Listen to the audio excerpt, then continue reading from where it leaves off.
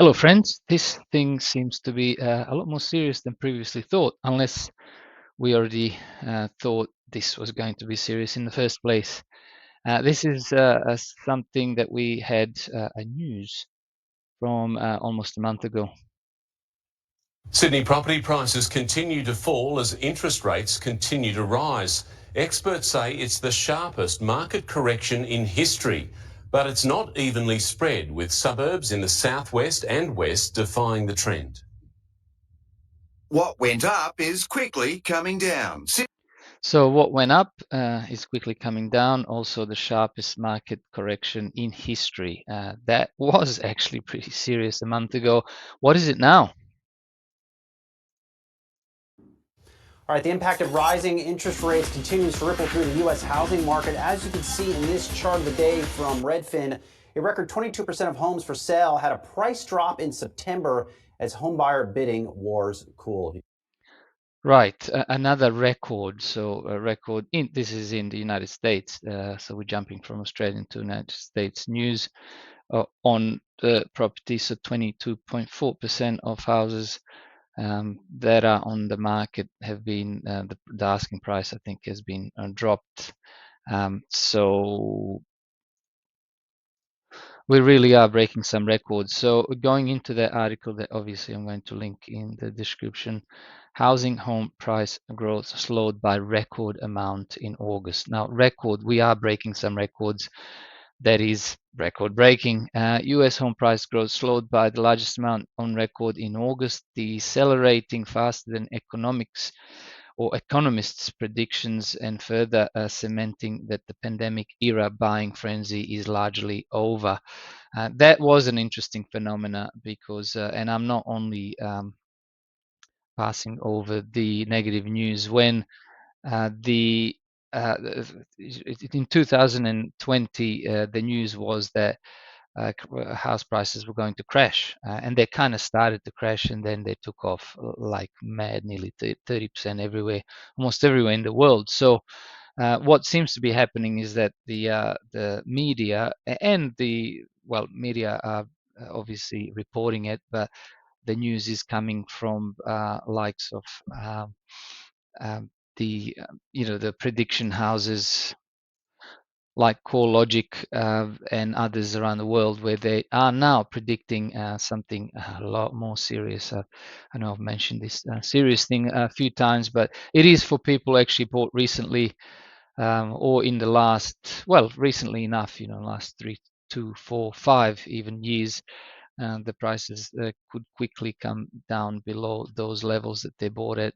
So going back to this article, the national measure of prices in August rose 13% over the same month a year ago. The S&P CoreLogic Case-Shiller Index reported Tuesday. That's down from July's 15.6 annual gain, marking a month-over-month decline of 2.6%, the largest monthly drop in the index's history. The previous record was in July. So we had the largest ever drop in July, and then we have the largest ever drop in August. So they're becoming historically largest ever drops increasingly. So to me, this looks like a waterfall type event. Sorry, I was pausing there. I had a few things going on. The forceful deceleration in US housing prices that we noted a month ago continued in the report for August 2022. So the forceful deceleration in US housing prices. Further price gains decelerated in every one of our 20 cities. These data show clearly that the growth rate of housing prices peaked in the spring of 2022 and has been declining ever since. All right, so the US home price growth, this is the Case-Shiller National Home Price Index, and 20 city composite show prices on the rise since 1987. So the 1987 is not on that chart, so why they're mentioning it in any case. We saw that dip, the GFC, into the 2008, 9, 10 It took a good few years before it started recovery, but what a recovery that has been.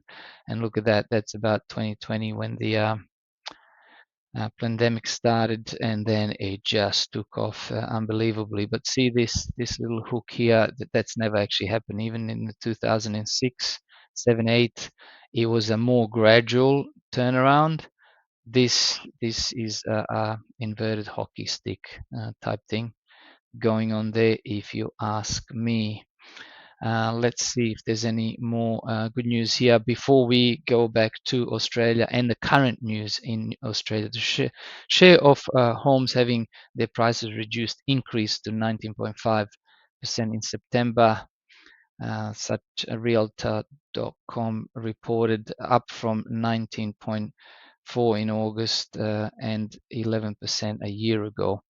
That's now above 2017 and 2019 levels, but still just shy of 21.2% seen in 2018.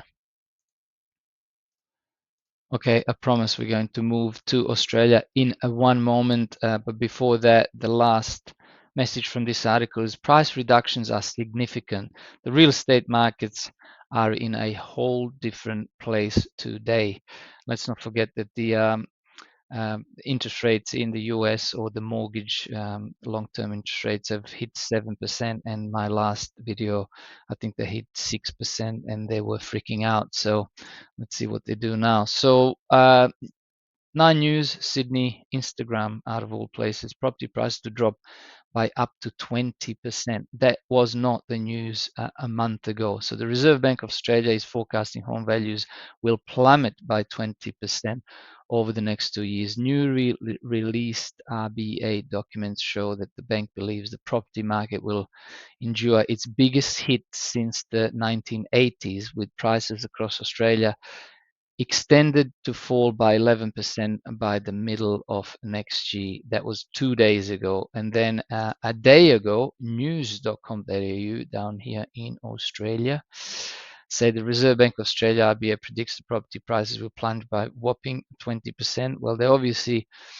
getting the same information. Where would they get it from? But from the same information source. In this case, it's the Reserve Bank of Australia.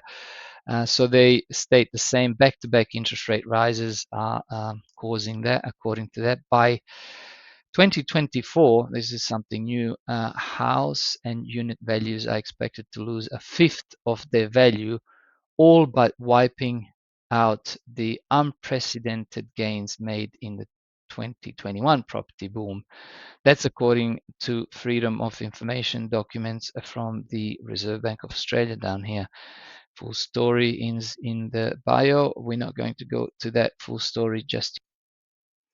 And no, we're not going to go there either, I promise you. And when it rains, it pours. I just saw this other nice little article from, or at least infographic type thing on the 9 News Sydney Instagram page. Petrol prices to soar across Australia. Price rise caused by return of fuel excise. Well, that was that happened a few weeks ago, but they're reporting it now. I wonder if they know anything about oil prices going up on the international market. Just going back to that Yahoo article there, we saw that turnaround, real quick turnaround, but when you see where we actually are, that's nowhere near any sort of prices in the history, meaning that they're still crazy high. And that's written here as well. Home prices remain well above a year ago levels in 20 cities, like Miami's plus 28.6%, taking the lead over Tampa. So obviously it's all about Florida. Everyone's moving down to Florida, maybe because of the Ron demand, Ron DeSantis. So Tampa's 28%, and then Charlotte is 21%, Dallas 20%, and Atlanta 20.1%.